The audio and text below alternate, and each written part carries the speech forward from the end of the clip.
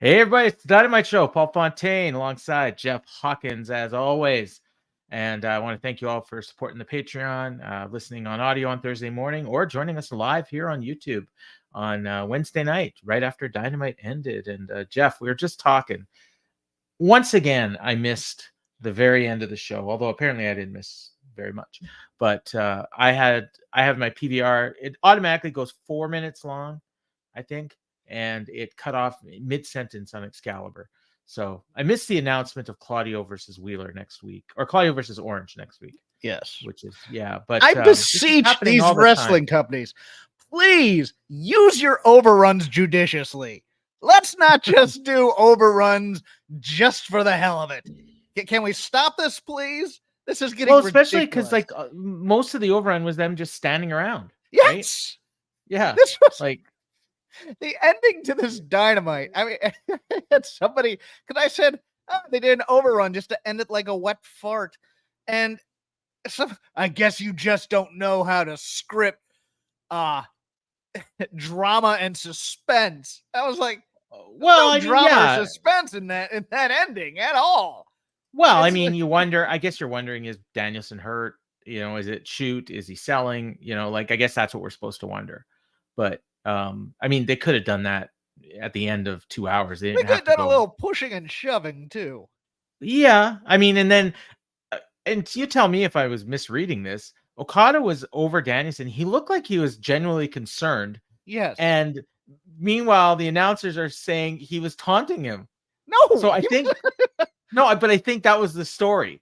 Like, the story is that he hurt Danielson for real and he's taunting him. But in reality, I think Okada had no idea what was going on, and he really thought that Danielson might have been hurt. And maybe he was, for all I know. Like, we don't know. We always find out these things after the fact. Like, we record immediately after the show ends, and you know, Danielson could have, you know, a third-grade concussion, and this is the last time we're ever going to see him wrestle. They wouldn't put over that he was taunting him on screen. No, I don't think you fly that unless this is complete work. But he wasn't taunting him. He was standing there, and he was standing, and he looked like he was genuinely trying to, like, is he okay? This felt like they wanted it to feel like, oh, look, two babyface factions may fight each other. But we've seen that the Blackpool Combat Club have no compunctions about just going after somebody. So that just that line of thought makes absolutely no sense whatsoever. Wow. Matthew Burrell points out, and we'll talk about this. We'll definitely talk about this. Is MJF involved in 8 different programs in one show of Pro Wrestling Record? And it's actually 9. Yes, because John Muse corrected him, as John Muse does. I assume this all happened in the Discord. Yes, I would assume all right. so too. Yeah, I was off the Discord because I always watch on a delay and I don't want anything spoiled. I will say, like, I do like some of what they're doing with MJF. I think it's important. We talked about this last week. It's important that everyone should be focused on the world title, I think, you know, and so for him having all these people going after him, that's pretty cool. I do think that MJF, I think it's pretty clear now why they had the 3 different world title storylines going on, because I think those are going to be his 3 partners next week. Like, I don't know, but I guess we'll find out. But I mean, he already accepted Joe's offer. I could easily see him, using Kenny, and then the other one would be Wardlow, and you know, Wardlow might say, "Hey, give him a title shot. I'll team with you too if you give me one." That's possible. See, it's weird because I want to set some time away for a little bit of collision, but we're going directly into this. How do you feel about them hot-shotting Omega and Max on 3 days notice? Number one, I think we're gonna. Okay, first of all, they're flushing money down the toilet. I agree. That's a pay-per-view. That's a pay-per-view. Yes, that's huge. That's not even just a pay-per-view. Like that. And it's chasing for a low number you're gonna get either way. It's exactly not gonna pop a rating. I mean, if it pops a rating, it's gonna do what, 600,000 maybe. And you know, and maybe like they get to a point, like it's gonna be tough on college football. World Series, I think, is on Saturday as well. Yes. So, that's a tough night. But now I'm starting to wonder, like, maybe MJF really isn't signed, and they're trying to get all these like world title matches in by the end of the year. Like, trust me, 90% of me thinks no, he definitely signed. They're not putting the world title on a guy that didn't sign, but He just brought in Flair. Talk about that in a bit. I do have a question overall though about this.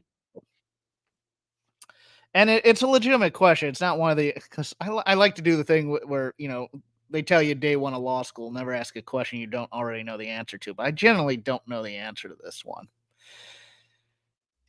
And because it goes against everything about writing that I know. Do you think, and somebody brought this up, and I after watching the first half hour of this show, I was like, well, that should have been the last half hour. Of Dynamite, in my opinion, at the time. I wasn't positive on that, but a couple people dropped in and replied to me and said two things. Well, number one, it's a debut of the number one draft pick in the NBA for the Spurs, and it's opening night. I don't know that for a fact, or if second night, but night. Okay, fine, whatever. And somebody else dropped in and says, well, because of all these other things going on TV, you want to grab your biggest audience first because it's going to bleed out. And then you're keeping the hardcores with the Danielson Okada thing. So it's actually, smart looking at their competition, etc. And here's my question that I don't know for a fact. Do you just do your show not looking at what you're going against? Or for a live wrestling show, do you do this kind of thing? Because I am under the impression, kill the noise, just do your thing, and will stay, and you do a natural build, and you want to end hot. But, because I watched WWE do this for years on Monday Night Football, where it's like, we're going to bring out The Undertaker at 5:20, exactly when the kickoff is, to try and lure people away. And do another angle at halftime. Yeah, to me, that doesn't work. And it never worked. So my initial thought is exactly what you said somebody told you, is they're putting the big thing at the beginning because they know that the most people are going to watch it. So it's not so much a counter programming thing, it's an AEW thing. Like if you look back at their ratings history, typically, there's a few exceptions, but most of the time they open with the highest and they slowly erode the audience till the end of the show, which again, that's a fairly recent phenomenon in wrestling. And I said AEW, it also happens in WWE. Although WWE tends to peak around the top of the second hour, and sometimes AEW does as well, because they'll put MJF in that segment a lot when he's doing an interview. But when he's doing a match, he's always either in the first match or the last match. Every time, you can look it up. So I do think, and then the idea of keeping the hardcores around for the Okada match is smart, because really, I don't think Okada means a whole hell of a lot. And I don't want people yelling at me that, and I'm not saying nobody knows Okada. What I'm saying is that Okada's been around a lot. And if you want to see Okada, you can see Okada. You can watch him on Access. You can get New Japan World. You can do whatever. It's not like this thing like 20 years ago when you might have saw like a guy like once, in North America. So for that, I think the hardcores would be super into the idea of Okada versus Danielson. When I'm in a Facebook group that is really large, and what you find is the larger the group gets, the more casual the audience gets, the less in the know they are. And I kind of monitor that just to get a sense of, what are people talking about? What's the general public talking about? Not us hardcores in the Discord, that, half the people know Dave Meltzer personally, and half of them know wrestlers, and we're getting scoops and all this shit. These people all they cared about was Sting's gift. That's all anybody was talking about all week. They didn't care about MJF and Juice. They kind of were interested in where the devil thing was going. They kind of figured that something was going to happen with that. And Sting's gift. And a few people mentioned Okada and Danielson. And so, this is a good point too. Jason, our friend, Sideswipe, says, do your thing. But if the Danielson injuries will work, you have to end the show with it, because otherwise, if it's real, it's a crowd killer. So, and the idea is people are supposed to think it's real, right? So whether or not it is real, and Danielson's probably the best at this. Well, yes, but we've overthought this again. If we're doing this as a work, then there has to be. I mean, you can say, oh, well, what we're going to do is then the next week we're going to build tensions between the Chaos people and BCC. because we're building to Orange Cassidy and Moxley at Full Gear. Well, that's Clearly. fine, but you've already announced that Cassidy and Claudio are going next week.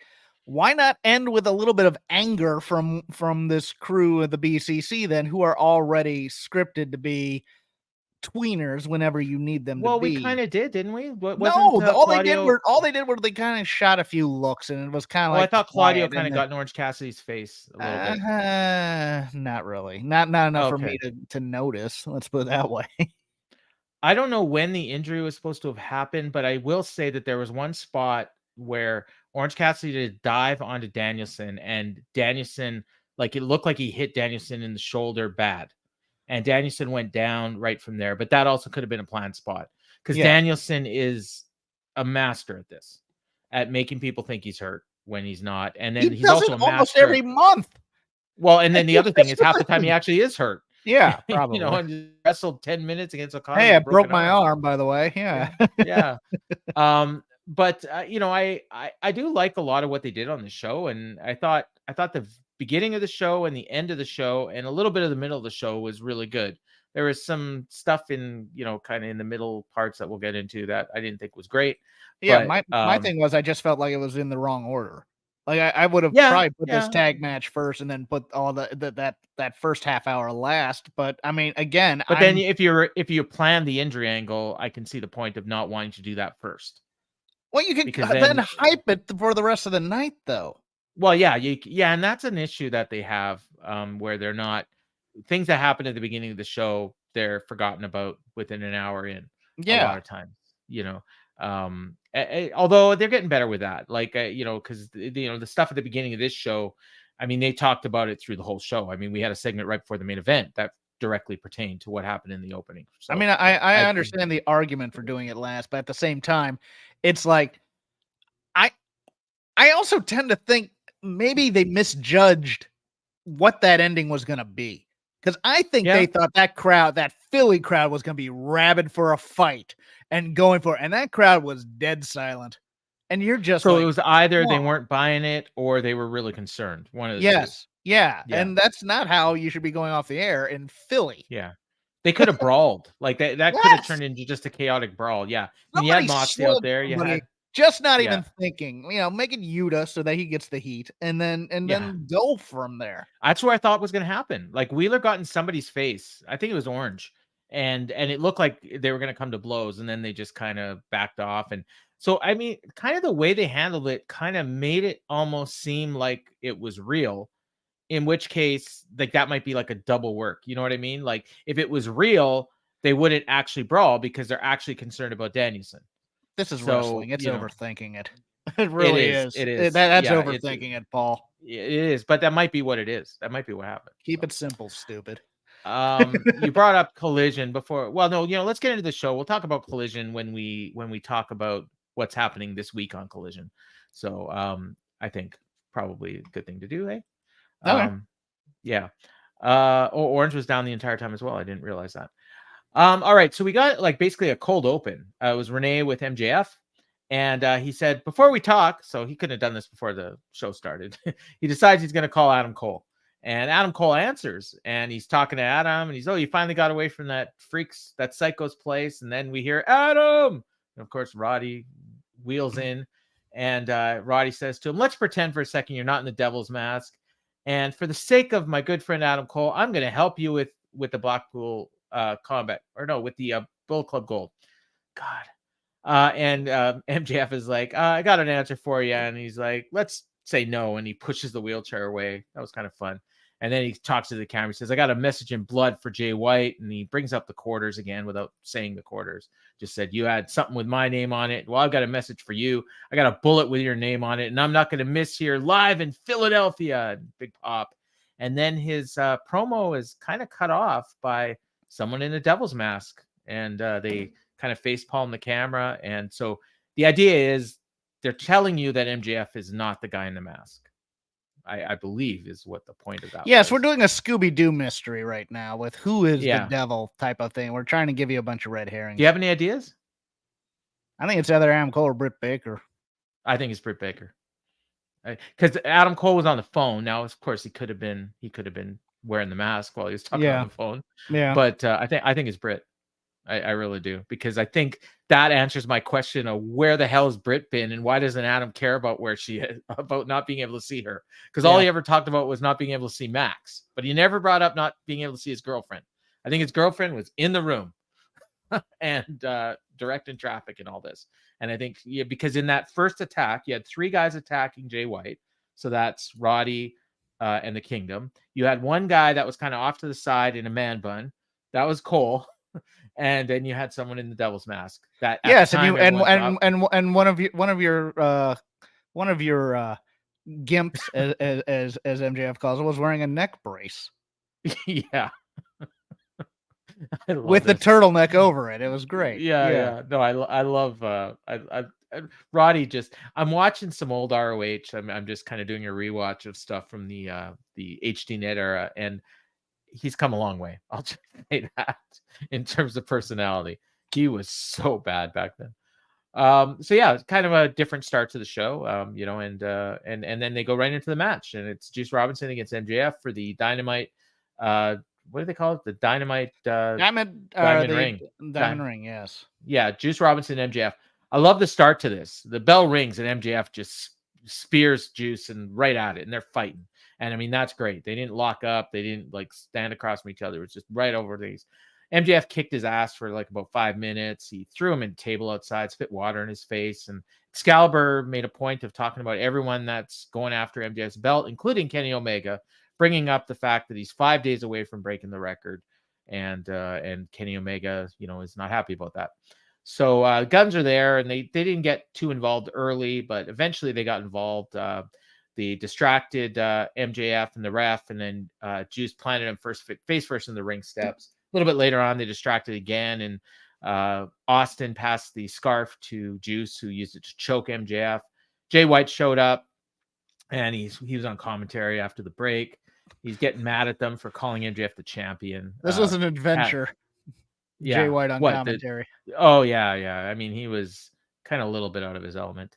Mm-hmm. There was one spot where MJF threw, he gave him a catapult into the ring post on the outside, and then Juice came up bleeding.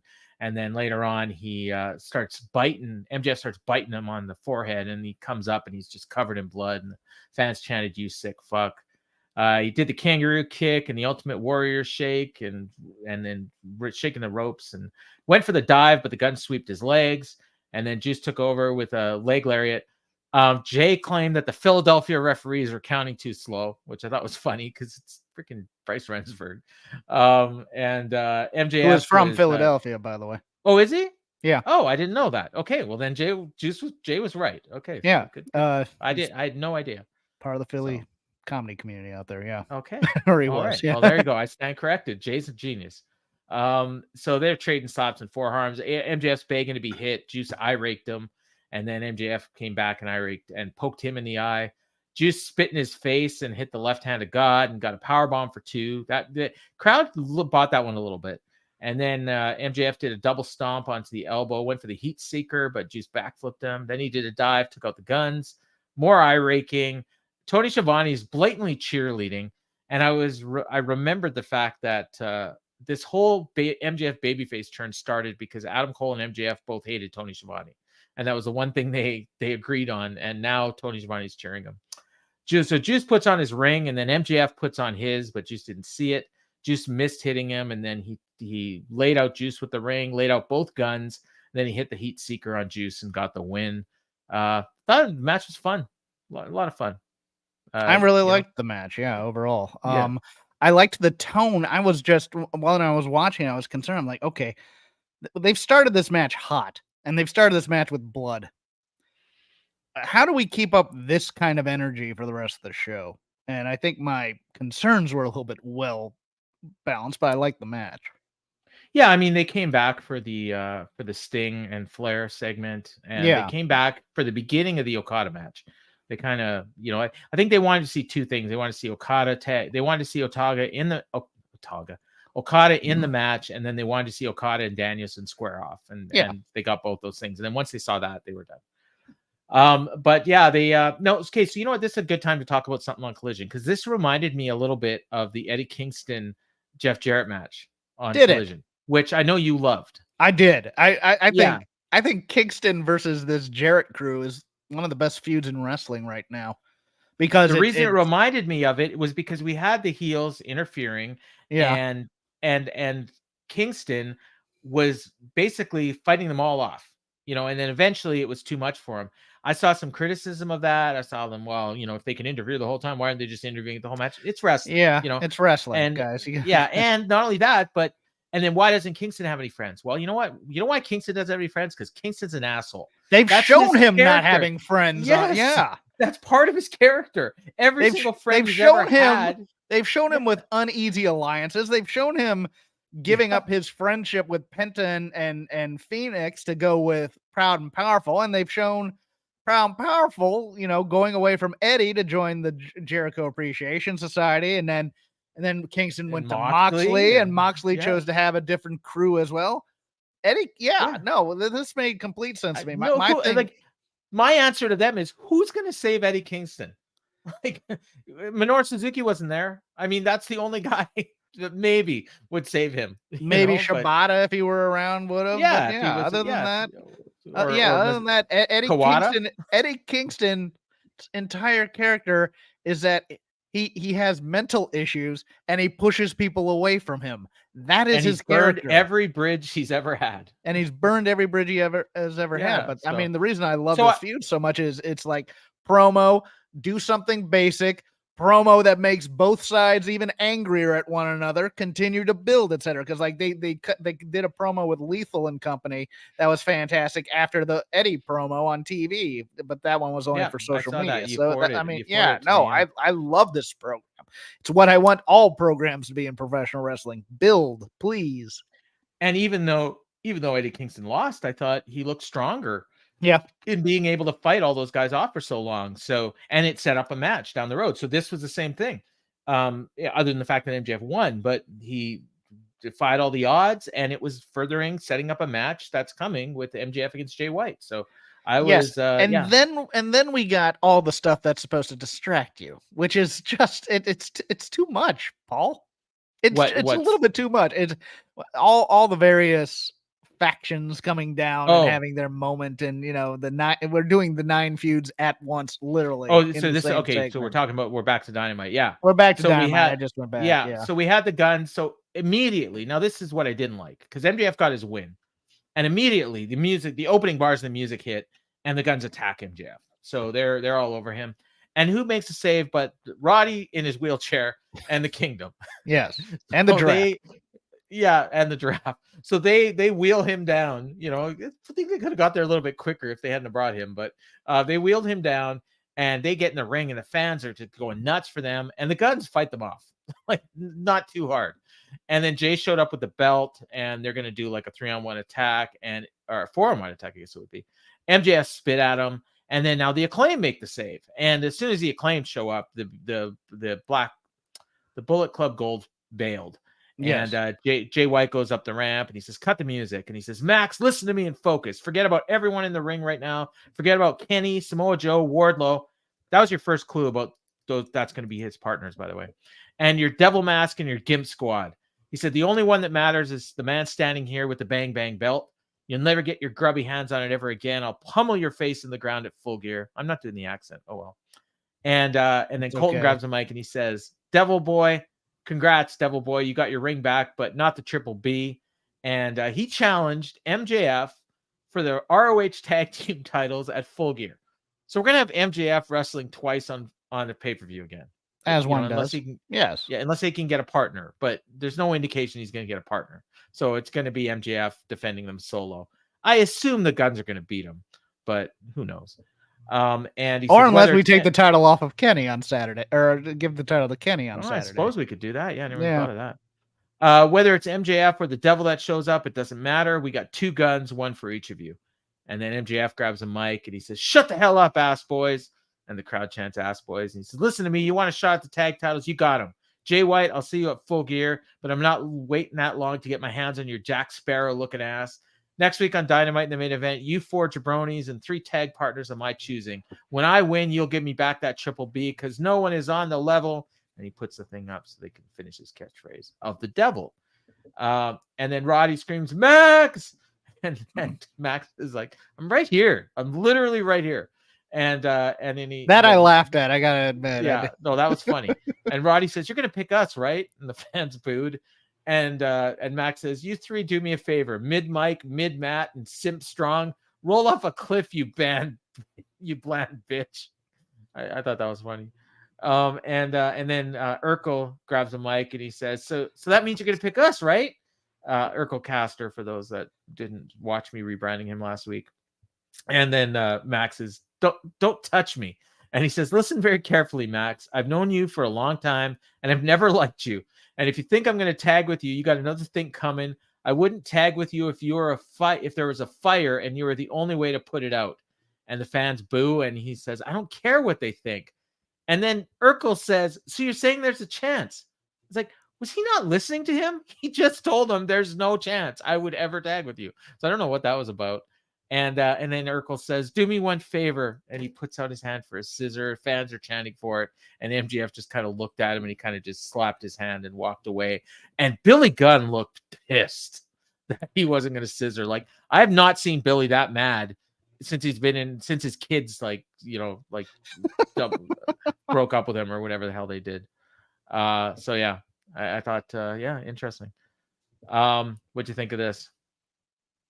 We'll get to the Omega thing.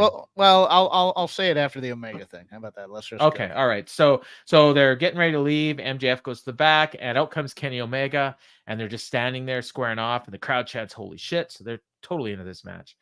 And he says, "Hey Max, you got a lot going on. I'm gonna cut to brass tacks. You got something I want, but I got something you want." I thought for sure he was gonna offer to team with him next week in exchange for a title shot, just like Joe did later. But that's what I thought as well. I thought it was going to be, hey, me and I actually thought he was going to bring him in. I thought it was going to be him and the Bucks. Yeah. Yes, that's exactly what I thought. And I was texting back and forth with someone who was ahead of the show on me, and he says, "Oh, that's definitely where it's going." And I'm telling you, that's not where it's going. No. No. But he says, "I got something you want. You got something I want. I lost that right the second I lost what's not around your waist right now. And I have no right to ask. And if you're the type of scumbag I think you are, you're probably going to laugh in my face, tell me to suck on lemons and fly a kite. But if you're their scumbag, and if you're the champion that they want you to be, and I think that deep down in your heart you want to be, you'll hear me out. I want that belt. I reserve the right to defend my streak. And if you're truly better than me and you know it, don't be afraid to show it." Thought that was real good. And then MJF says, "Cleaner versus the Devil this Saturday at Mohegan Sun, Connecticut, for the AEW World Champion. May the best man win." They shake hands, and Kenny says, "And Kenny, he will, because my name is Maxwell Jacob Friedman." And the fans finish his catchphrase, and Kenny says, "Well, on that note, we must bid these people adieu. Good night, bang." And then he says, "Oh, and by the way, 3 days, bitch." That was good. I like this little segment. Should have been a pay-per-view match, but like, this is backwards because the Jay White match feels like a TV match, even though they've been building it forever, and the MJF Omega match feels like it should be a pay-per-view match, but that's just me. Yeah.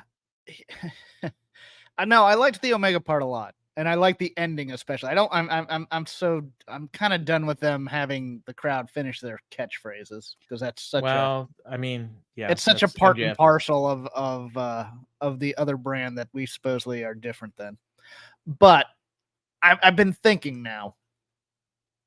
And there's here I have a wild theory for you that I'm gonna put out there, but that's party 2, because I feel like I know where this is all going, and it feels like we're gonna get this match with the 4-on-4, and then we're gonna get the Acclaimed coming down there, and then we'll probably have the Kingdom and Roddy down there at some point also, and then the Devil will appear, and it's going to be, but all the enemies are already in the ring. It can't be any of those guys. And it's probably Cole and Britt. Yeah, like, I think who their lackeys are the most interesting now part of this, because I could see it being the Bucks and Kenny or Hangman, Oh, yeah, or like yeah. having that elite back with him back in tow. I could have The Undisputed Elite, yeah. Kyle, Could yeah, be Kyle and Bobby Roddy. Fish, the return of Bobby Fish to Oh, God. AEW. Yeah. I mean, yeah, it's like they're trying to lead you in a certain direction, but they're giving you options. Yes. I think like it's really weird because again, like, we're getting this match of free TV. I think what's probably going to end up happening is the Bullet Club Gold is going to end up screwing up this match, and then Kenny's going to end up offering to team with him on Wednesday. Like, Yeah. and then now he's got Something two like that. partners, and then we got to figure out who the third one is. And I think Wardlow just, they brought him into the story. He brought up MJF again in his promo, which we'll talk about in a bit. So I think it's Joe, Omega, and Wardlow, which, I mean, what a bizarre team.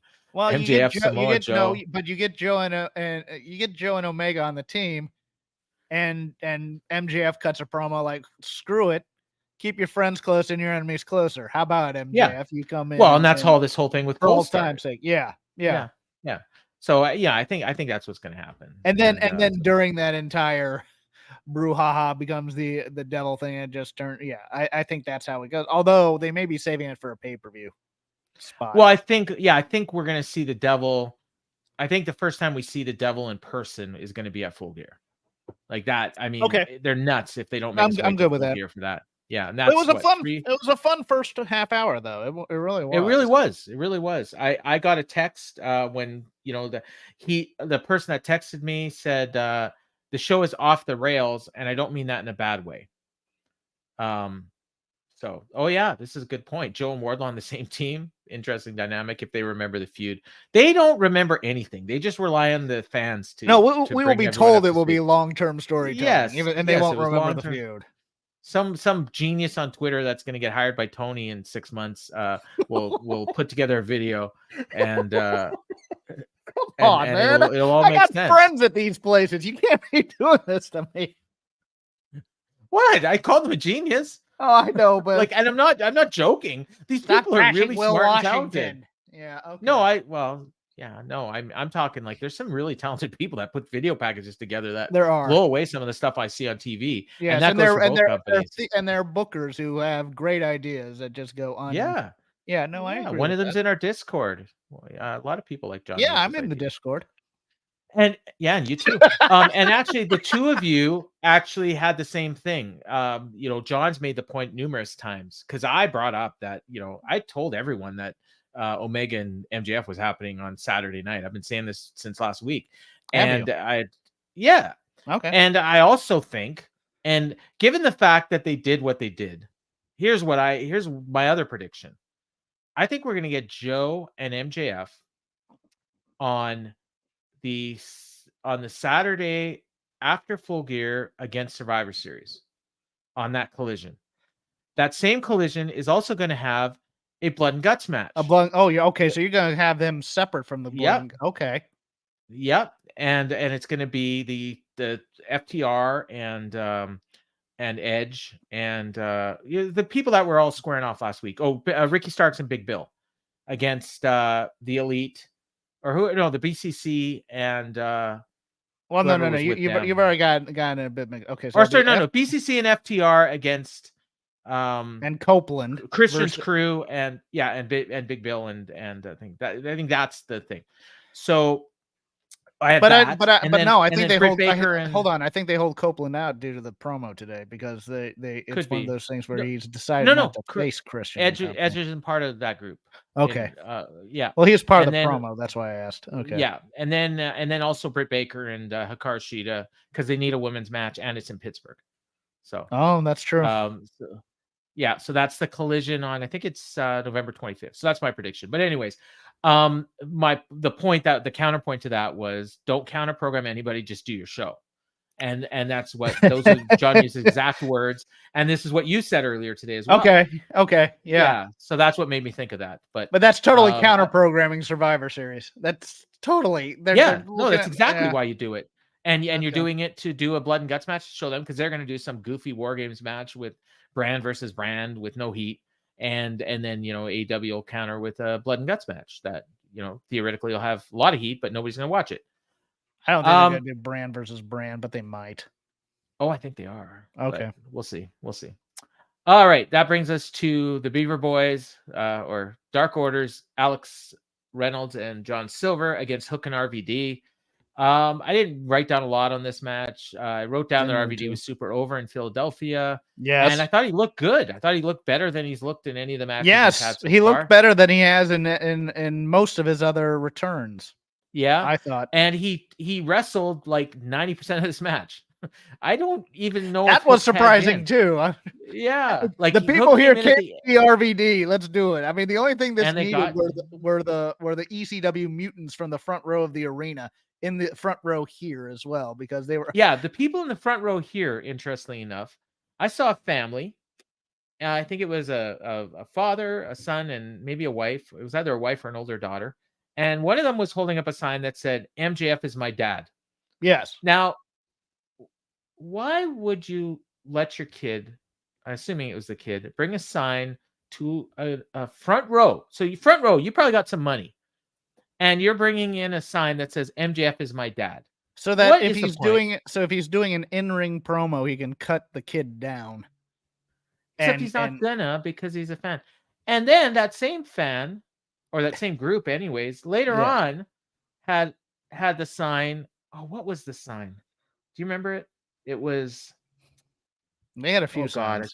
I should have wrote it down, but it was something else about. I can't even remember. Maybe I'll think of it later. But these signs were goofy as hell. Yeah. And I just like, man, you got a lot of money, and what are you doing? But anyways, you know what? The kid made the signs. It wasn't like the adult dad can say, you know what? Don't bring that. You don't know if the dad even watches this thing. The dad might have been paying for the kid to have a good time. I guess, but I don't know. I guess it made TV. So now you're picking on children. What's your mission problem, accomplished? Paul? Mission accomplished.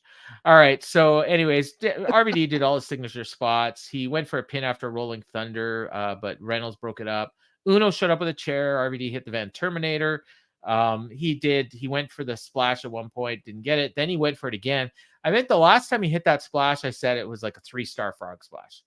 He's up to like 4.5 now. Like, it's pretty darn close to the 5. We're not getting back to 5. It's never especially when you got like Montez Ford out there, like hitting the ceiling on his things. But he hit the frog splash on Reynolds. But I guess at some point he had tagged in Hook, and I didn't even see it happen. But Hook put the red rum on Silver, and Silver tapped, and it was just a fun little match. Went through a commercial break. It was fun, but Taz couldn't keep his story straight. Because this match began, and it was oh man, can't believe he's tagging with one of my enemies, etc., who I faced in this very city, etc. End of the match. Oh yeah, Hook calls him Uncle Rob. Yeah, and Uncle RB. I was like, why didn't you bring that up before, Taz?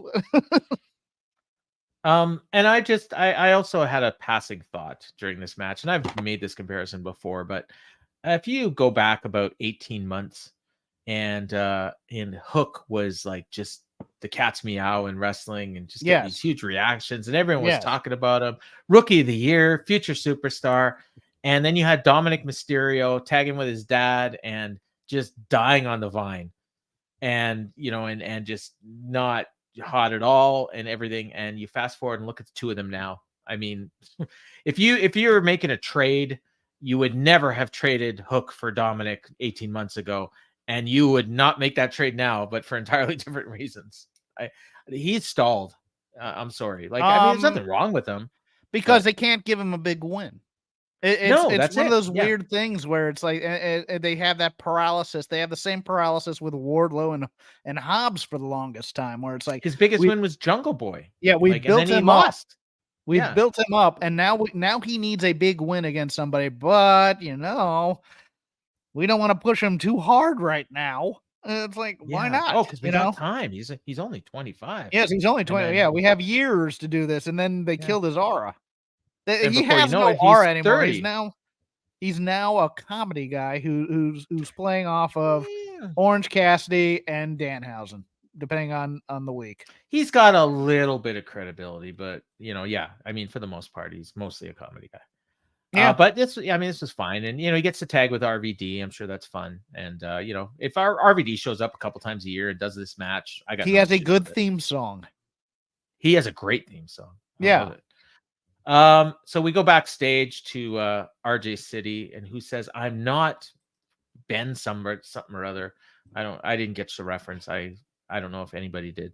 I did, and I remembered. I just go, that's not a very good reference. I forgot who it was. Okay, Ben something. Right? Oh, Ben Mankiewicz from Turner from Turner Classic Movies. Oh, okay, that's actually not bad then, given what they did. Yeah, and they had announced that Toni Storm's quest for the gold is going to be at Full Gear, and but who's the title? Who's she going to be facing? So the thing is not about Toni Storm trying to go for the title. It's about who is going to be getting to face Toni Storm. Like that's what they're all fighting for. Like they're not fighting for the title. They're all fighting for the right to defend the title against Toni Storm at her big debut in Hollywood. Yeah, it's like her fourth debut by now. Yeah. And then of course they go to so Toni shows up and she's like, "Roll my film," and it's called "Hold That Butler." And I thought they were actually going to air it because what happened, and I'm not sure if this is what you saw, but what happened here is shows up on the big, like on the full screen. We see the opening credits of this film. Mm-hmm. And then we get the first like card with the words, right? And then I'm hearing audio and I'm like, oh, they're gonna like there's audio in this thing or whatever. But the audio was actually the commercial. Yeah. So then eventually they went back to a small screen and you saw the commercial. But the very first part of it, so I was hearing the audio from the commercial, but not seeing the video from the commercial. I was seeing Tony's video behind the audio of some truck commercial. Okay. No, they were doing the picture-in-picture gimmick. They were doing the picture-in-picture gimmick again. Well, I'm sure it's different here. All night tonight, it would look like it was cutting to picture-in-picture. They would do the split screen, and we would see the thing in the top corner, but I'd still hear Excalibur talking. And then they would cut back to the big screen, and then about 5 seconds later, Excalibur would pitch to the commercial. So there's a little bit of production issues, and that could have been a Canadian thing. But it was a little off. So you didn't get to see Hold That? Did you get to see Hold That? No, I didn't watch it. Did you? Yes. Okay. Anything? Because there was an important story point now. Well, yeah, she's bringing in a butler, right? Well, they've introduced who it is. Oh, in a commercial. In a vignette that played during picture-in-picture. But yes, they have now during a commercial. Yes. Okay. Yeah. And was it Mariah May? No. Oh. What they did was it's like, okay, you can go, yes. It was basically there's some wacky comedy with RJ City and Tony, where it's like RJ comes in 5 minutes of curtain miss. Don't ruin it. No, I'm building it up. Yes. Okay. Hold on. Hold on. Okay. Yeah. Well, audio didn't hear it yet, so I won't say that. Okay. So. 5 minutes. What? And he brings out a megaphone. Says 5 minutes. Oh well, bring me this butler. Where is he? And you've seen him the entire time standing behind her. And it's Dr. Luther, basically doing his best Eric von Stroheim impression from Sunset Boulevard. So they're going full into the Sunset Boulevard. Max von, I forget his last name in the movie, but it's the director Eric von Stroheim, basically kind of doing a parody of himself in the movie Sunset Boulevard. So we're going with a full Sunset Boulevard stable. So I'm expecting a drunk William Holden at some point. But I don't think we're going to get it. But you know what? Like most people I actually think this isn't a bad way to do Luther if we're not going to do that stupid Serpentico. Most people have seen the clips of, they've seen portions of, a clip of the movie where she's doing her pose and everything. So they would recognize. Yes, when she's going out to the cops, when she's going, I'm ready for my close-up, and she does the weird face and she just. But I would say 99% of people have never seen Sunset Boulevard. No, they have not. And are not going to get any of these references. They do not. No, this is an esoteric reference for olds like me to explain to you. And I'm older than you, and I've never seen it. So you've never seen Sunset Boulevard? I don't think so. If I have, it's a pretty good movie. Yeah, you should watch it. I agree. I believe you. I mean, I've seen Citizen Kane, but I don't remember much of it other than like the ending. And, I love Citizen Kane. But, I did too when I watched it. What I want now, I want a gimmick based on Citizen Kane. Yeah, but anyways, maybe Wuthering Heights. All the movies I love. Well, I saw the Butler come out later, but I didn't know who it was. I didn't. It's Dr. Luther. Luther. Yeah. Okay. Yeah. It's Dr. Which is Luther. actually, Twan, yeah, don't worry about it. it's actually an ingenious thing, although it's pure comedy though, I think. They're not really Well, it is. rebranding him. Yeah. So if they're doing comedy with Tony Storm, which by all indications they are, I mean RJ City's all over these Then things, why and are they his only putting her in value the is world comedy. title feud? I don't know. Yeah. I don't know. Well, I mean, I will say because she's over, and the two women that fought for the world title tonight sure as hell weren't over. Yeah, and Luther's Which gonna is help her win the title too. probably, Yeah. or maybe we're gonna get. I mean, a lot of people think We're she's getting going to be aligned with Serpentico as the Bill Holden character, aren't we? He's gonna end up face down in a maybe. pool. Oh, At the take off beginning. his mask. Yeah. Yes. Oh my God. A little bit of a non sequitur. That is real, actually. We've seen that. I've seen that. Okay, yes. Like, yeah. For those he's got listening, yeah. our boy Jason sideswipe. Plot twist: Adam is the name of Roddy's wheelchair. Yeah, he's got the blinking atom things on the back of it. It's awesome. Roddy with a snow globe going. I'll send you a video. I'll send you a video somebody sent me. So from the ridiculous to the sublime, Tony Schiavone's in the ring, and he brought out Sting and Darby, and Darby's wearing a cast. Yes. And I guess he broke his arm doing some skateboarding. Broke his shoulder. Yeah. Absolutely. And then he did a match after he broke his shoulder and made it worse. Yes. I believe. Yeah. Yes. So Sting's out there. He says he wanted to thank two people that he forgot. But first, he wants to thank Philly. And of course, they cheered that. And he said, it's been a great run. But I got to thank Darby Allin. And the crowd gave him a mixed reaction to that. And he says, I could not have come this far without Darby by my side. He's the best tag partner I've ever had. That's where they gave him the mixed reaction. Well, they gave him a small mixed reaction the first time. And then it was a louder mixed reaction the second time. And Sting actually acknowledged that. And he said, oh, I got some whoas out there. You had someone else in mind? And now I'm wondering, probably thinking of Luger, right? Like they wanted to say Luger. Or Ultimate Warrior. Or Rick Steiner. Or yeah. I mean, even Flair, but yeah, Flair, Darby, I mean, he's had they're a lot undefeated. Yeah, he's had a lot of partners, and he's turned on a lot of people too. People have turned on him, I should say. Yeah. And he said, Darby's the man, don't I wouldn't be here without him. Then he says, I want to thank someone who made this all happen, Tony Khan. And he got a mixed reaction as well.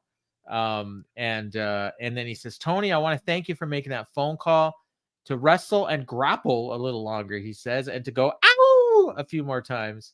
And Tony Schiavone asks for the mic. He says, I'm speaking on behalf of Tony Khan here.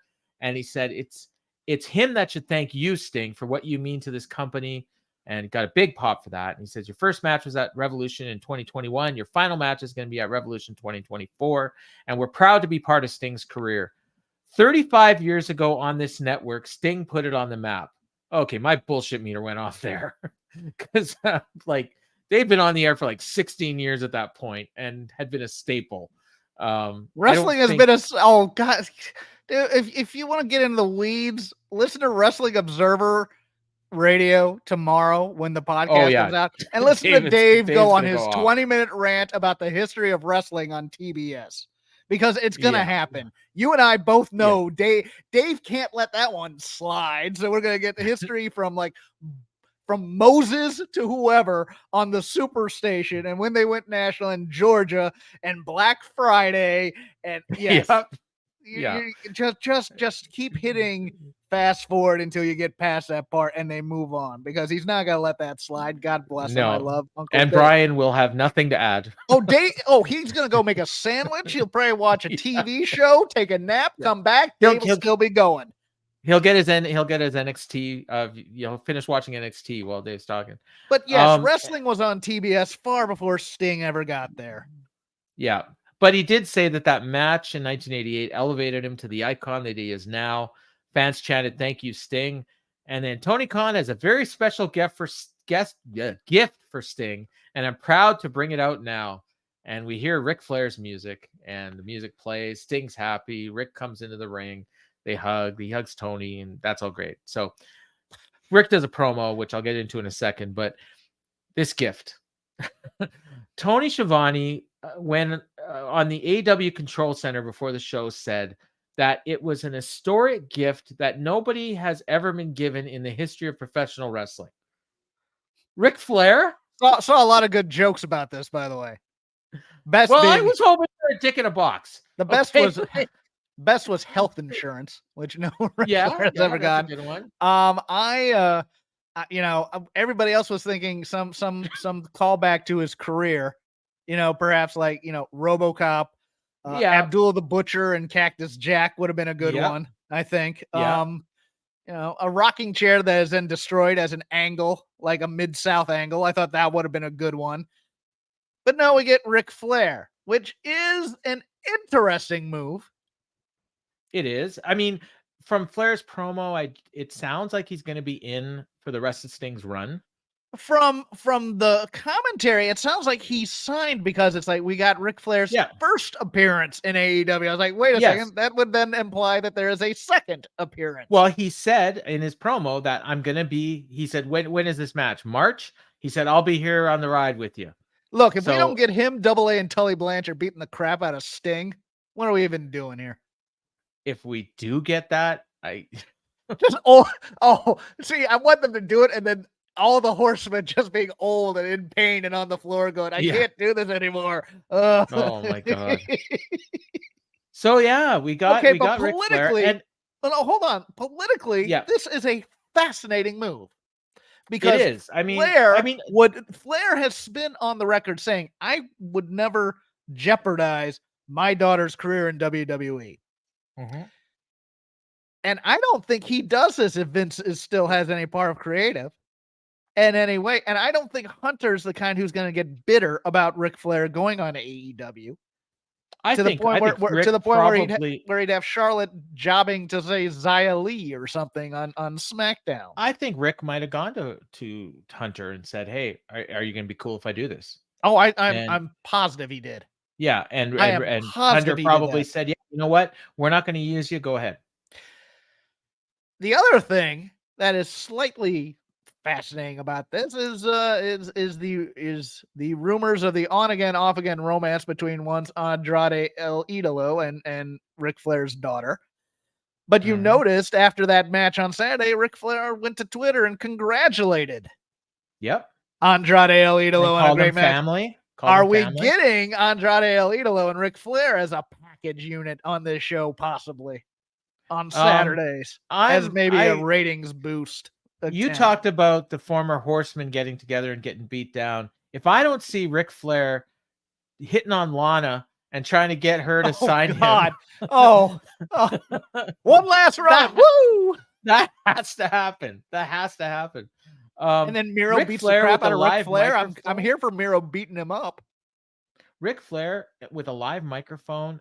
Something he's not making it till March. Bring back Jason's point. Okay. Tony Khan, I'll read it for the people on audio. Tony Khan 2 weeks ago was calling out Vince's various sexual scandals on Twitter, and here he signs Ric Flair. Yes. Yep. Yes. You can't you can't have it both ways. He's exactly correct. Yeah, and I will give you one more.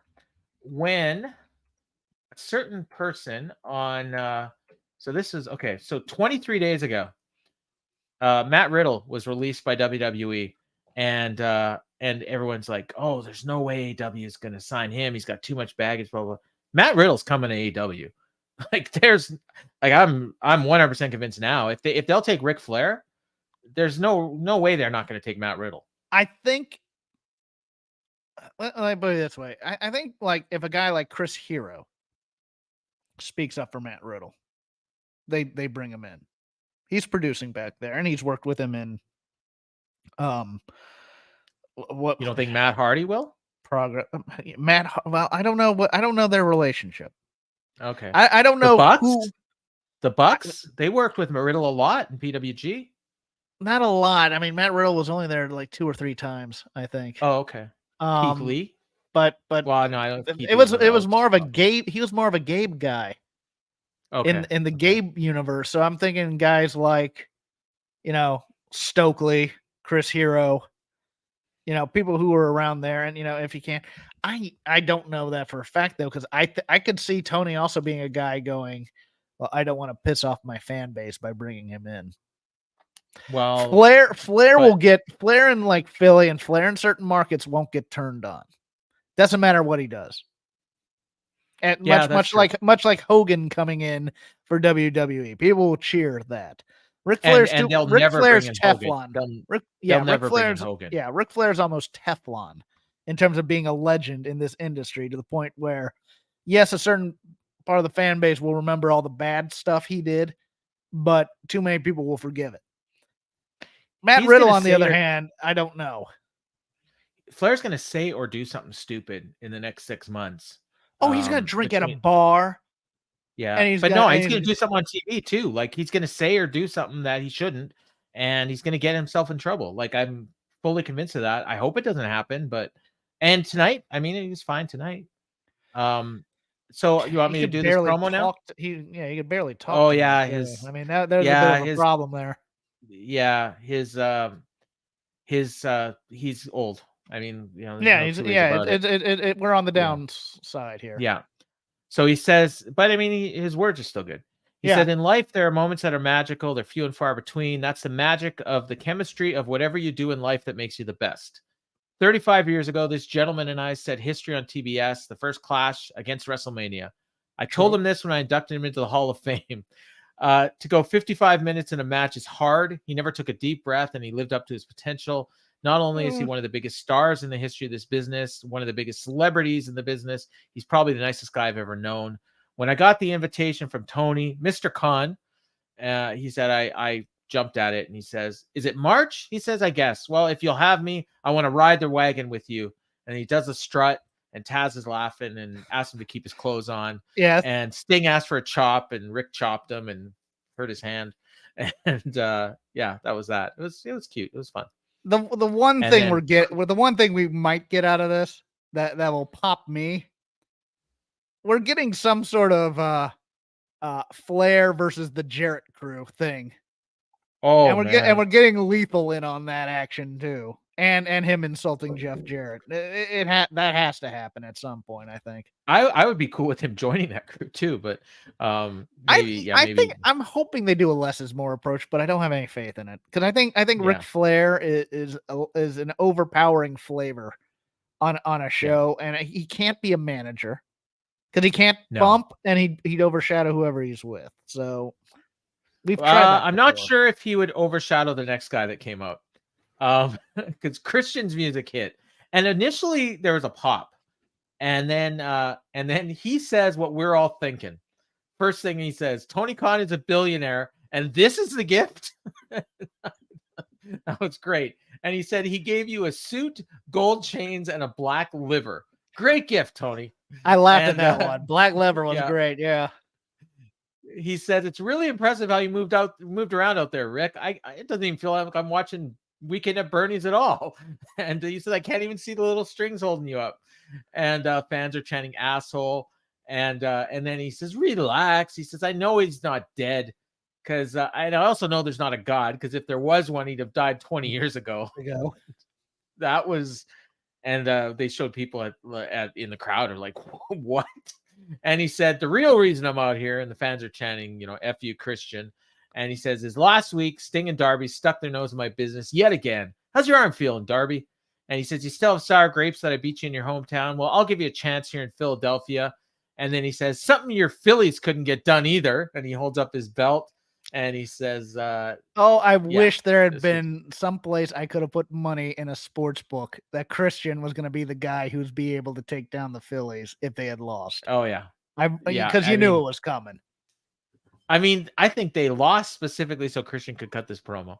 That was very nice. They blew a 3-2 series lead. Yes. Against the Arizona. Bryce Harper says the Nature Boy is going to be on AEW Dynamite. My bat's going silent. There you go. He says, I'll give you a chance. Something your Phillies couldn't get done either. And take a look at something you'll never be, a champion. And he said, this is my proposition to you two. Sting, you got this beautiful dream in your head to make it to Revolution because you started there in 2021. I don't want to wait till then for you to be gone. I want you gone now. So the three of us, and he's got Luchasaurus and Nick Wayne with him. And I see two of you and Ric Flair.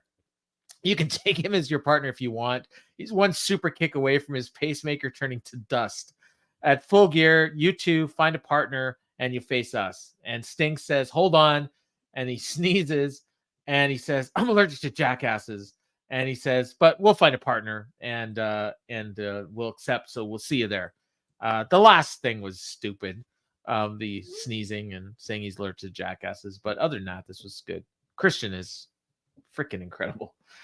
I thought, the Sting line was hokey, but he executed it well. Oh yeah. I mean, it was dumb. I'm sure he wrote it himself. Oh yeah. No.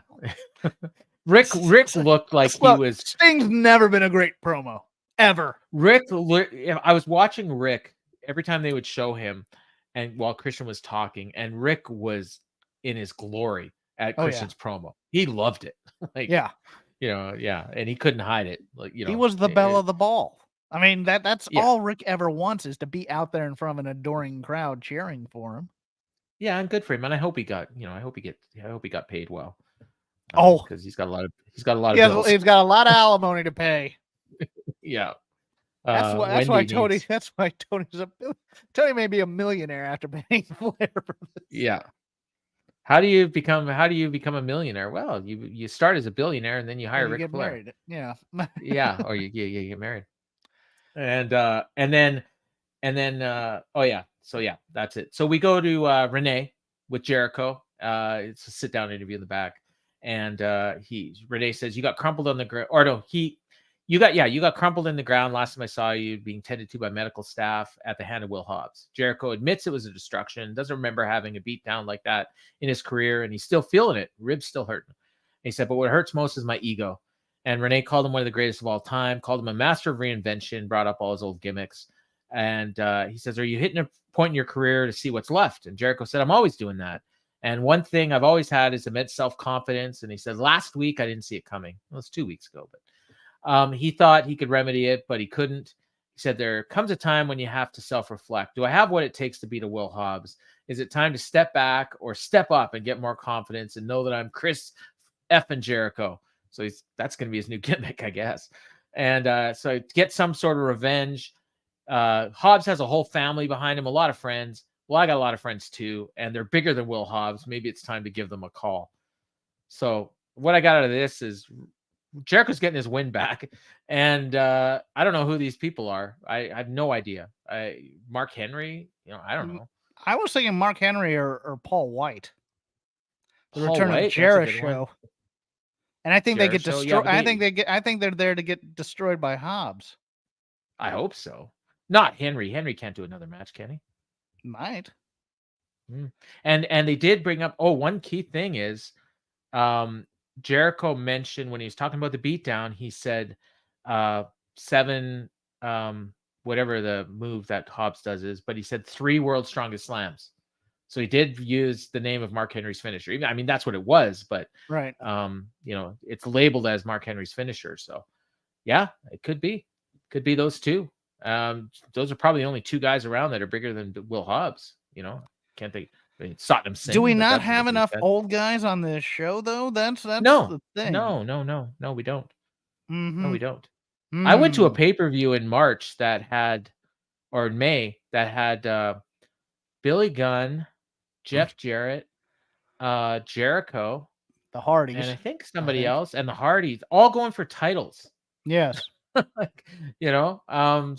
yeah, why not? He's already got the sing along to the theme, so Jericho might as well rip off Rollins' nickname. What's that? The Architect?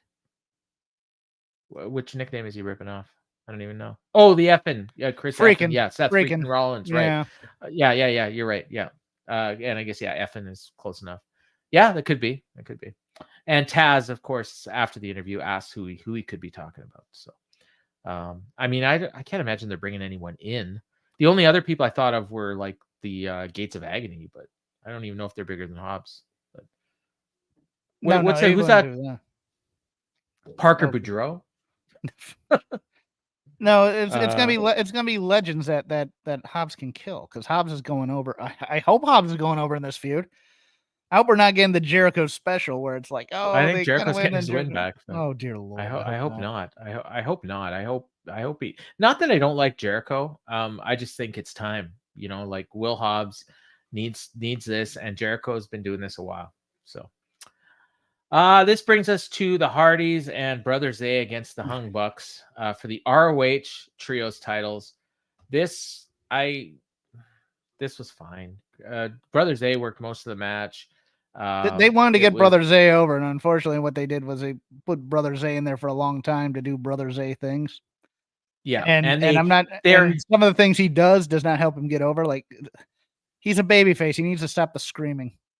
Yeah, and they were heavily hinting. They were talking about Private Party a lot, so I'm assuming that Mark Quinn is probably close to coming back, and maybe they'll end up feuding with the Hardys. I don't know, but he did a move. What did they call it? The silly string. It's basically a bunch of like flips into a DVD, into a DDT. That was his big spot, and the fans kind of popped a little bit. But eventually, Matt Hardy hit a twist of fate on him. Swanton by Jeff Hardy on Matt Jackson. Nick broke it up. Matt ran into a boot from Brother Zay. Hangman hit the buckshot on Zay, and BT trigger by the Bucks, and that was it. And that was that. Not much else to say about this one, right? The Hardys do nothing for me. No, and the Bucks I gotta be honest. They don't. And the Bucks were like, they did almost nothing. Like, I mean, a few super kicks, and that was about it. Although, I thought of an idea. What Tony could buy Impact now that they're no longer using the name. Well, that was another idea I saw, that Tony Khan had bought Impact and was going to give it to Sting, and that's why they were rebranded as TNA. And Sting would be like, I hope you got a receipt, like, because he wouldn't be terribly interested in that. Mm-hmm. So after the match, the music doesn't even play, and there's a video on the screen, and it's Nana and Seth Rollins at Edge's house. Yes. And and I mean, the way they shot this, it was exactly like they did on SmackDown when they did that angle with Edge and Rollins in 2021. This was, it was Swerve with Nana. And they're in Hangman's house, and or Joe. I thought it was Joe and AJ's house. Or Randy Orton and who, I can't remember who it was, that Triple H, and whose house he invaded. But I think that's what it was. Yeah. But anyways, so it's Hangman, and they're in, I guess, in North Carolina or Charleston, South Carolina. They were hinting. They said the Queen City on Twitter, so I assume that Hangman lives outside of Charlotte. Yes. Okay, so wherever he lives, that's where they were, and then he says, so he's talking to the mic, and he says, "Whose house am I in?" And the fans go, "Swerve's house." It's like, and Hangman leaves the ring. So look, you have to have a sing along with breaking and entering. Yeah, and I don't know how far away from Philly is from wherever they were in Charlotte, North Carolina, but I don't think he made it. No, that's before the video was over. So, yeah. But so he rips some kids' paintings off the fridge, and he's saying that they got no taste, and picks up a storybook, and Nana's making fun, and then Nana hears something, and he's like, "What's that?" And Swerve asks for the camera, and he starts going through the house, and he doesn't want any part of this. He's like, "I don't like this idea, boss." And Swerve tells him to shut up. And they get to the baby's room, and they stop at the crib, and he says, "It's not you that pays for your actions. I told you it's your loved ones. You cost me title opportunities. Now you owe me a debt. But since you're not here, it's Hangman Jr. that does." And he looks down and he says, "Are you going to owe me something? As a matter of fact, you will, but not today. I'll leave this here as a reminder that you're forever indebted to me, and it's your father's fault." And he throws a shirt down into the crib. And he says, "I'll never forget that, and neither will you. This is Swerve's house." And Nana's like, "Boss, we got to go." And that was it. And are we to infer that the child was in the crib? Because I believe so. So I don't know where the mom was. Not very good parenting. Yes. Well, the mom was sleeping, I guess. Like, you don't hear them in the house. Well, that's what Nana thought he heard the mom, deep right? Sleepers. Yes. And not only that, Hangman probably called the cops, I would assume. Unless he called. He was watching it in the ring, I thought, the whole time. Well, no, he left. He took off. Yes. Yeah. So maybe he called Daniel and what are their two names? Daniel and Cash or whatever. Yeah. called I can't remember their names, but that was Edge's line when Seth Rollins Yeah, that's right. invaded their house. Yeah, and I think the story was Beth was out shopping because it was it was like 8 o'clock. I don't think they were in bed yet. This was a little bit later, so the kid could have been in bed, and Mrs. Hangman as well. I'll tell you something. Nana was the problem in this. Because I like Nana. I know I overall like Nana, but the point of Nana. No, I liked him in this. Well, I liked him in this. But the point was for him to cut the tension here, and this needed to keep the tension, and it just kept on doing. Oh look, chocolate covered berries. Yeah, what was that? Someone quoted that to me. I missed that. What was that was a snack in a dish that Nana took in the living room when he entered the thing. But yeah, the whole point of this act is Nana's undercutting a lot of Swerve's menace for comedic effect, and it's like, well, this was one where it didn't need to happen. I thought no, not at the beginning. I thought late as it went on, like you got that tension, like where Nana's like, okay, wrap this up. We got to get out of here. Like, yes, because cops can come within 8 minutes if you call. Yes, bring. Although they're in the middle of. How do you feel about wrestlers and criminality? Like outside of the basic assaults that you see in the everyday world. I just I don't. Number one, I think we've seen this too much. Yes, the home invasion thing is a bit. Played. I mean, we've seen it with Swerve now twice in the last 3-4 months, right? Also true. Yeah, and I'm sure Hangman's just going to forgive him like Darby did, so it's no big deal. Well, I guess it was AR Fox that he where my child sleeps. How dare? Yeah, we're gonna get that promo eventually. Yeah, and who was holding the camera? I want to know that. Well, I guess Swerve was holding the camera, right? Because that one when he was walking towards the baby's room, he was actually holding the camera, and then he put it in his position where it was filming him. So actually, they covered that. It was just these two. Also, a problem of this TikTok generation is people filming their crimes.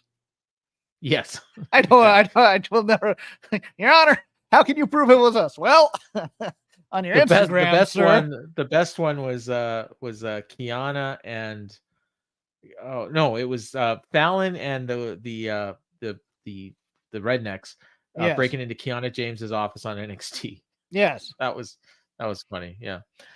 And then they just told her after we did this. But yeah, this was, and so ironically enough, when this segment's over, they go to break and then they come back, and the first person you see, and people might not have picked up on this because if you're watching live, it was like 3 minutes later, but for me it was seconds later.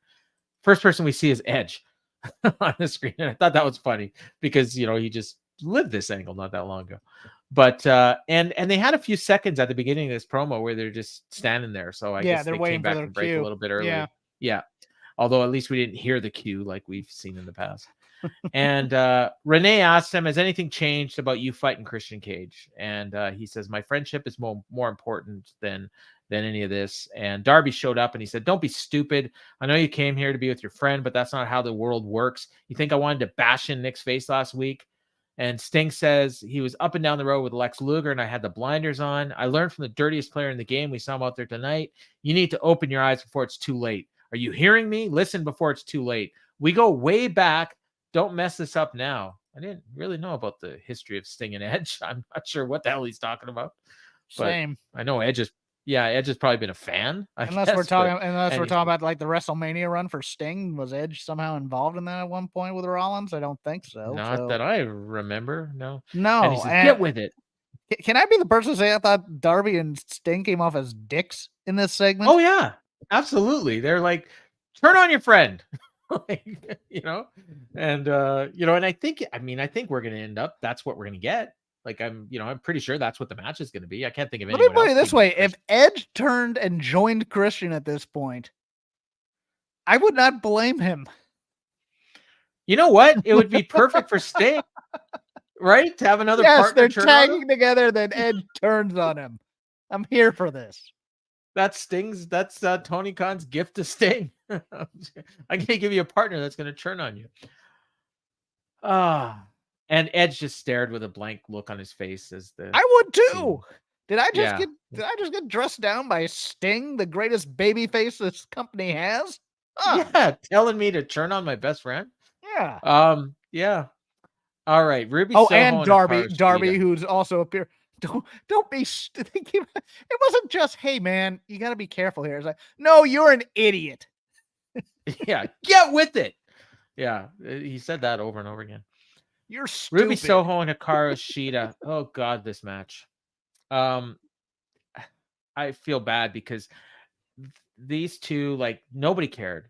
No, This women's division lately, I mean, they'll do a number one contenders match for one of the belts. The winner gets a shot. The loser ends up getting a shot at the other belt. They just go over and over and over again. Like, and we're doing it again this week. my And this was favorite was the just, close up of the sign that said "Women's Wrestling is in good shape." I went, yeah, on other oh shows. really? Oh wow, I didn't see that. Or in good hands or Um, something like that. Yeah. Oh my God. So Sheeta or Ruby, I guess it was. I wrote down Sheeta, but I think that's wrong. I think it was Ruby that ripped off the turnbuckle, and that distracted Aubrey. So she grabs a spray can and fakes that Sheeta sprayed her. They're doing the Eddie Guerrero spot. And then, Right. Aubrey, did you do it? And Sheeta's like, no, no, no. And then so she goes and gets a title belt, tried to hit Sheeta, but Sheeta sprayed the belt with the spray can. And then Ruby somehow got rope and Oh, choked her with okay. it. What And happened was they sprayed the belt. She stares at the belt. Aubrey takes the title away and she removes the rope from her wrist. She okay, removes gotcha. her wristband and then starts choking Yeah, Sheeta with it. choking her with it, hit the destination unknown. And then she went to bash Sheeta into the exposed turnbuckle, but she didn't do it. And then she hit no future, but then Sheeta hit the katana. Doesn't cover quick enough. Ruby kicked out. Ruby went for no future again. Sheeta blocked it, hit a knee strike and a Falcon Arrow.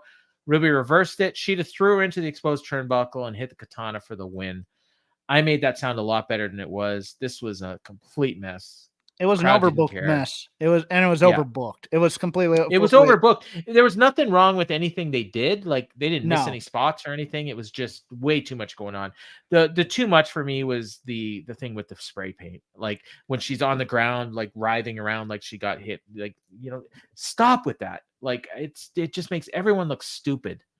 And yeah. So, and then Tony Storm's video played, or I wrote that it was video, but it was actually just her entrance. But Her they kept entrance. going back and forth. And when they showed her that it was black and white, then they would go back to the ring and it was in color. And I wrote down she came out with a butler, I guess. So I guess that was Serpentico, or I mean Luther. Luther.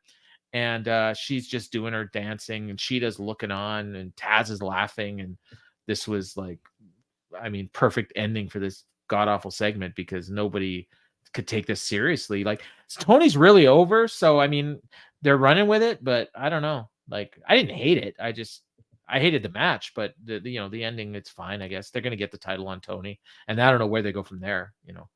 Just rinse and Like repeat, and just you could do a match with Sheeta and Ruby where it actually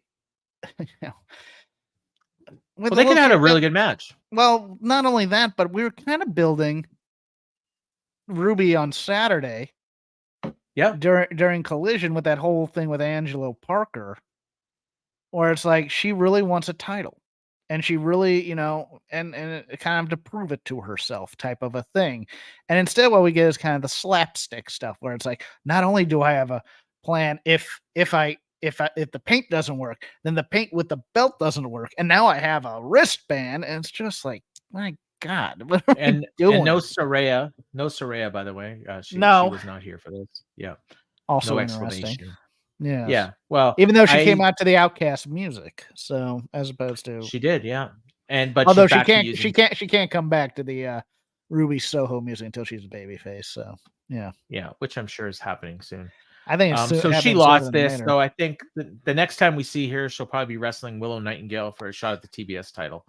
Yes, and then Willow will 'cause beat her, and Willow will turn heel so that Ruby can turn babyface and go back to the Ruby Yeah. Soho music. Oh my God. All right. I was going to ask you something, but we got to get through this show. No, all right. ask me. We got time. What do you think of this sky blue Willow thing? I do not want a female House of Black. Well, it's not only that, but it's like I thought I think Kevin and James called it a female, like a coven. Yes. which we already have in WWE, and we had an Impact, although apparently it just ended. Yeah, yes, so and Willow was your best straight ahead babyface in the women's division, and they've absolutely had no idea how to book it. And Sky Blue went from looking like Cora Jade to looking like Liv Morgan. Pretty much. There's that. Yeah. Mm-hmm. Yeah.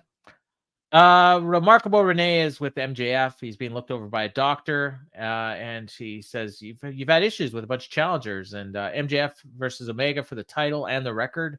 And before he gets a chance to say anything, he's interrupted by Samoa Joe. I've noticed something. You've got a severe lack of friendship and people watching your back. I'll be that friend to look out for your best interests. And he shakes his hand, and MJF is like right into this. He's like, "Yeah, let's do it, buddy." And then Joe says one condition: you give me my rematch, and I'll have my answer soon enough. And that was it. So, I don't know. Not much else. Joe's always a welcome sight. Yeah, you think it's going to be those three guys, Joe, Wardlow, and Omega? Yes, as MJF's partners. Yeah, I think so too. I'm glad. I think they maybe originally were planning to go with the Acclaimed, and they pivoted because maybe they saw that it wasn't working. Or maybe Urkel and his I think they're going to plan for later. There's going to be a big makeup spot between Max and he's actually going to do the scissor. Yeah. Oh God! All right. When he realizes who his true friends are, who have been there the entire time. Oh my God! I'm really, really over the scissoring. By the way, but it's still over. So, whatever. Rampage. We're gonna see Santana and Ortiz. They've been playing these videos for months, and the payoff is going to be a match on Rampage that nobody's going to watch. So I guess that makes sense. The build hasn't been too bad though. The videos that they've been doing back and forth, but nobody cares. Seen it, and nobody wants to see them fight. But nobody. Yeah, you're right. Nobody really knows the undercurrent feud unless you are really paying attention to the sheets /fight. Well, no, and I was asking, and then it's they're explaining it in the video. No, they're not. No, they're not. You weren't there for me. They're doing that basic stuff. That's not really what's going on here. But okay. Actually, I kind of skipped forward a bit, but I will just finish with the rundown because it was actually in the middle of the main event match. Because I missed it. I thought this was the first week we didn't get a rundown. I was going to say, man, what an improvement. No, they did it. They did it during the main event. So we will hear from. I wrote down JF and Omega. Oh, it must be MJF and Omega. Yes. I should put these Omega. Notes. I should do the Bryan Alvarez gimmick of selling my notes because these are something else. And Sky Blue versus Willow versus Anna Jay versus Abaddon on Rampage. Well, it's Halloween. The winner time, so we have to get title Abaddon shot in there. Yeah. The winner gets a title shot the next night. So the last time we saw Sky Blue, she was losing a TNT title match. Now she's in a number one contenders match for the world title. I assume Abaddon's probably going to win, and then we'll get Abaddon against Shida on Saturday. But it could be, if it's not Abaddon, it'll be Sky Blue, I would assume. But we've also got Sky Blue and Willow against each other in a match, so that's interesting. And then next week on Collision, or not next week, on Saturday on Collision, MJF and Omega, and Hikaru Shida is going to defend her belt against the winner of that four-way. No matches announced for Dynamite, as far as I can tell, although I guess at the end of the show they announced Claudio and Orange Cassidy, seemingly for the international title. All right. Yes. And then we got the main event. It was Orange Cassidy and Okada against Danielson and Claudio. Armani White at ringside, Def Jam recording artist. Yeah, he's all over my playlist. The crowd was pretty hot, like at the beginning. And I actually thought that was the guy doing Nana cosplay, so I'm glad they explained it to me. No, Nana's doing Armani White cosplay. Okay. Crowd was really hot. They popped for the first time Okada tagged in, as I mentioned earlier. Excalibur called it an unexpected tag team dream match, which is more than a bit of a stretch. Oh, we don't have time, but I'm going to talk about it anyways. What did you think of them announcing during, I think it was Thursday on Twitter, they said, Tony Khan's going to announce a dream match on Friday. You got to tune into Rampage to hear what the dream match is going to be. And the dream match is Bryan Danielson and Andrade El Idolo. I loved the match. I loved the match itself. But match yeah, was no, awesome. that's just lame. You can't just call every Bryan Danielson match a dream match. I'm sorry. Like, I mean, they're all great, so don't get me wrong, but dream match is a dream match. And if you keep telling people that they're a dream match, people are going to start to just tune you If you out. have to tell people it's a dream match, it's not a dream match. How about that? It's like telling people you're the Sure, king. yeah. If you have to tell people you're the king, you're not the king. You know what was a dream match? Was Mystico and Romero. And they didn't really pump that hard as a dream match. And, and I think it was like, and I don't know if it was better or worse than Danielson or Andrade, but I really enjoyed it. I would You've have dreamed probably of liked to see. Mystico going against Rocky Romero? Well, not literally, but I mean, Okay, then that is it's a not a dream dream match. match. No, it's not. Well, I don't literally dream about any matches that I haven't Okay, seen. I It's do. not like I was a. Do you? Oh, Oh I yeah. don't. Of course, none of them can happen Anyways, because I need a time machine. But yes, that's true. Yeah, you're dreaming about like Ric Flair in his prime I'm against dreaming about Bryan Danielson. FTR going against Arn and Tully or Yeah, Tanaka yeah. and Diamond. Yeah, that's me. Ultimate Warrior and Roman Reigns. No. Come on, man. All right, so yeah, this match was. It was. I mean, it was good. It was not. I mean, it wasn't great. It was mainly there just to see, like Okada and going for all his spots and Danielson. Danielson didn't do a lot. I It don't was think there to he's blue hurt. ball us on Okada and Danielson is what it was. Yeah, There to they kept teasing the Rainmaker, and then Danielson would break out of it. Which I mean, it's smart. It's good. And then Claudio at one point teased a giant swing, and Orange Cassidy got out of it. And then later on, he went for the orange punch, but Claudio caught him and gave him the giant swing. I counted. He hit 19, and but at about 14, he started picking up steam, and then at 19 he dropped him, and maybe I counted wrong, and it was 20. But he put the Scorpion Deathlock on him afterwards, and Orange Cassidy went for the ropes. Claudio pulled him in, and then Okada, I don't know what he like. I wrote down Okada butts him. I don't know what the hell he broke. Headbutt? He tried to break it up. Yeah, he tried to break it up, but Claudio hulked up, and then he hit the uppercut. And Okada hit a weird looking backbreaker on Claudio. Hit a body slam, and then he went to the top, hit the elbow drop, set up for the Rainmaker. This was great. So he sets up for the Rainmaker, and the crowd does the pan out, or the camera does the pan out. And Orange Cassidy, I guess he had a feed or something and knew that they were doing the pan out. So he just wanders into the shot to give him a hug. Yep. The best friend's hug. And so Okada doesn't get to do the Rainmaker. And instead, and then Danielson hit them both with a double drop kick. And then Okada went for the Rainmaker. Danielson got out, hit him with another drop kick. Orange Cassidy hit Danielson with the orange punch. And that might be where he took the bump that he was selling at the end. Okada hit the Rainmaker. Claudio went for the uppercut. Then he hit the springboard. Okada went for the orange punch. Claudio hit a great counter and hit him in the air. And just he's coming down, and he hit him with the uppercut and almost knocked him back up in the air. It was pretty good. And then he pinned him clean. And I was the whole time I was wondering who's gonna who. I assumed Claudio was gonna take the pin, and Claudio ended up getting the pin over Orange. So which is weird because you're gonna set that up for next Wednesday, but Okada's your guest. Yeah. It's kind of like one of those things where it's like, okay, so you're gonna give that team the loss, but you don't, because this feels like this was manufactured in a back room of how can we do all these things at once type of a thing. One thing you missed in your rundown was the announcement of the new pay-per-view on December 30th in New York. World's End. Well, I missed it because I didn't know. I completely missed it. Yes. Okay. AEW World's End from Long Island, December 30th. So I am assuming since this is 5 days before January 4th, we might get a home-at-home series with Danielson and Okada. It's also in Long Island. Yes. And you're calling it World's End. Mm-hmm. Or Year's End, I think. It's one of those things. Well, MJF has said over and over again. Someone correct me in the chat what the name of this thing is, please. So MJF has said over and over again that his contract is up, the War of 2024. So the very last pay-per-view of MJF's AEW career could be in Long Island. Yes. If you're to believe that, I mean, Yes. maybe that's probably the story, right? And that's probably where they're going to take the title from him. And it's at home. Oh my There. God, that would, yeah, maybe Maybe it'll be CM that, Punk. No, it won't be. no. I mean, Yes. that might be Joe. Also, yes, if World's End, thank you. World's End, Yeah, if okay. you're building to Orange Cassidy and Moxley, why is Orange Cassidy then Orange eating the Cassidy. pin here?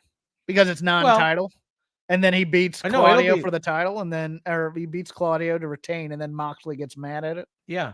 All right. I think that's fine. Yeah. That might make I mean, sense in some Orange way. Cassidy's eating a pin just to keep this going for a couple Yeah, weeks. and that's his thing is he's injured still, quote unquote. We didn't mention it, but Moxley did show up during Collision, and I assume he's cleared because he was physical in that. He took bumps and and he was doing stuff. So I assume he's cleared. And yeah, I assume we're going Orange Cassidy and Mox for full gear. So we still got like almost 4 weeks, 3.5 weeks. So I'm World's getting notes. End, I'm though, getting notes during this show, by the way. Oh yeah, about the show? No, about me. Saying I'm Oh. coming off as a dick on the show. I don't know. Oh well, I'm trying I mean, not to, but okay. That's standard, Jeff. I mean, and so at the end, the end of this match, they get the win. Danielson is selling something, and he's holding his face, and he's getting checked on by like a doctor or something. And Wheeler and Mox come out, and they weren't there the whole match, but they showed up. And I wrote down it feels like an angle. Best friends are out there. Rocky Romero shows up. Chris Statlander, Hook. I'm starting. Is Hook part of their best friends now? Hook is now part of best friends. Yes. Okay, so they're because all remember he did the promo last week on Friday. And it's like we have 3 title holders here, and they were going to announce like we thought it was like 3 title. Oh yeah. And they only did 2. Yeah. So we talked about at the beginning of the show. They're all sitting there, and Okada it looks like he's concerned, but Tony Schiavone said that he was taunting Danielson. And then I noted that Hook was out there, and I think Wheeler and Orange exchanged words, and Claudio kind of broke that up, but then him and Orange were exchanging words as well. So that, I guess that's the moment where Excalibur informed us that Tony Khan had booked Orange Cassidy and Claudio for the title. I didn't hear that because my feed cut out as I ranted about it at the beginning. So, and for those that weren't here, I will set my PVR to go long from now on because this is clearly something they're doing all the time. So that was Dynamite. I thought it was a good show for the most part. Very newsworthy. Yeah, I mean, it was good, but it wasn't a, how do I put this? It wasn't a constant. The momentum, it's just kind of like bounce back and forth type of thing. Somebody, the person that I was texting to back and forth all night, mentioned, I thought this was a good point, and I kind of agree with it, that he really enjoyed it, but it also didn't really feel like Dynamite. Like they want that Nitro chaotic energy, though. They're really working on that, it feels like. Yeah, and that's I don't think that's where he was going, but I think you might be right about that.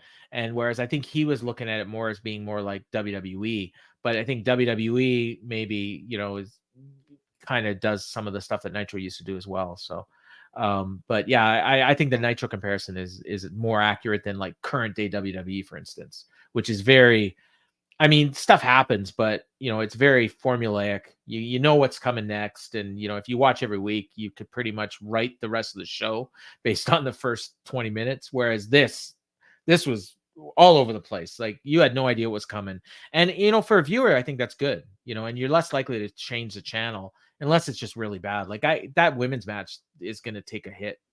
But it wasn't terribly long. So, but I mean, everything else I think I thought that like we talked about how the show was put together at the beginning. And I actually think the show was put together in a way that viewers are less likely to change the channel, but I guess we'll find out tomorrow, when the ratings come out. Jeff, plugs at Crap Game 13, arcane references such as Eric von Stroheim. And bad jokes and other things on x.com. I do a show called Shake Them Ropes on the Voices of Wrestling podcasting network. Myself and Chris Novembrino will go through Oh, the What news just of this happened week. there? What? Sorry. Nothing. Oh, okay. Our background just changed for a second. Oh, okay. I That think was my somebody's fault. trying to use the room. I think we've gone over time. No, that was my fault. I was trying to do something and it didn't work. Gotcha. Sorry. But that'll I drop. broke up your plug. That'll drop Thursday or Friday. Original host Rob McCarron scheduled to come in next week, help me preview Crown Jewel. So that'll be fun too. So yes, just look for that on all your podcatchers everywhere. And I'll try to be Oh yeah, less. I guess dick. that's coming up. Hey, that's Yes. coming up soon. Ryan and I recorded in the clinch last night. We finished recording, and about 20 minutes later, one of the biggest MMA news stories of the year broke. So we did not get anything about John Jones being pulled out of UFC 296 in our show, but we will talk about that next week on our show, I'm sure. And we'll also recap or we'll preview the UFC event from Brazil, their return to Brazil for the first time in a while next week. And we also had a clip that we're going to put on YouTube this week, so you can check it out on this very channel of us talking about the 30 best fighters in UFC history on both of our opinions, because UFC is having its 30th anniversary, so everyone's doing their lists. So you can check that out. And then Jeff and I will be back next week. Dynamite show on our regular time slot. Well, Thursday morning on the audio feed, and hopefully right a regular Dynamite. time slot. We may have another overrun of 30 minutes or so. Who knows? We may, and yeah. And so if we're late, blame it on Tony Khan. Yes. So for Jeff, I've been Paul, and this has been the Dynamite Show. It has been. Later.